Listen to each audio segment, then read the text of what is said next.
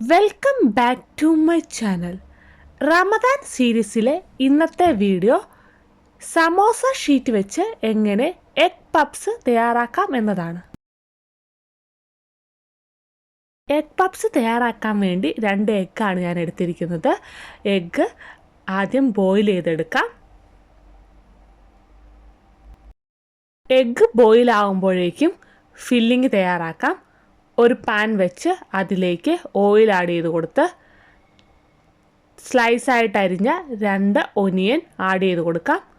അല്പം ഉപ്പും ചേർത്ത് നന്നായി വഴറ്റിയെടുക്കാം.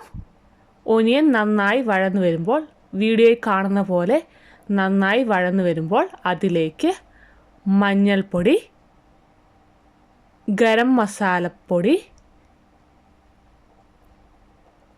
മുളക് പൊടി, മല്ലിപ്പൊടി എന്നിവ ചേർത്ത് നന്നായി വഴറ്റിയെടുക്കാം.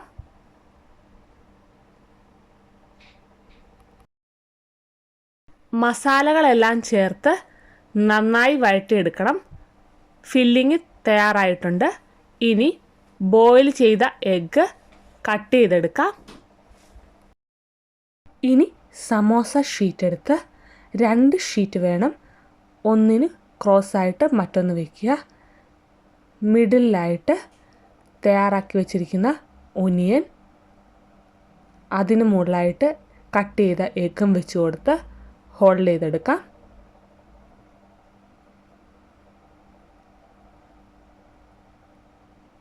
വീഡിയോയിൽ കാണുന്ന പോലെ വേണം ഹോൾഡ് ചെയ്തെടുക്കാൻ. മറ്റുള്ളവയും അതുപോലെ തന്നെ തയ്യാറാക്കിയെടുക്കാം. ഇനി ഫ്രൈ ചെയ്തെടുക്കാവുന്നതാണ്. ഫ്രൈ ചെയ്യാൻ വേണ്ടി ഒരു പാൻ വെച്ച് ഓയിൽ ഒഴിച്ചു കൊടുത്ത് ഓയിൽ ചൂടാകുമ്പോഴേക്കും ഒന്നൊന്നായി വെച്ച് ഫ്രൈ ചെയ്തെടുക്കാവുന്നതാണ്. പപ്സ് തയ്യാറാക്കാൻ വേണ്ടി എയർ ഫ്രയറോ ഓവനോ ആണ് യൂസ് ചെയ്യുന്നത് ഏറ്റവും ബെറ്റർ. വളരെ ഈസി ആയിട്ട് തയ്യാറാക്കാൻ പറ്റുന്ന എഗ് പപ്സ് തയ്യാറായിട്ടുണ്ട്. എല്ലാവരും ട്രൈ ചെയ്ത് നോക്കുക. വീഡിയോ ഇഷ്ടമായ ലൈക്ക് ചെയ്യുക, ഷെയർ ചെയ്യുക, കമൻറ്റ് ചെയ്യുക, സബ്സ്ക്രൈബ് ചെയ്യുക. മറ്റൊരു വീഡിയോയുമായി കാണുന്നവരേക്കും ബൈ.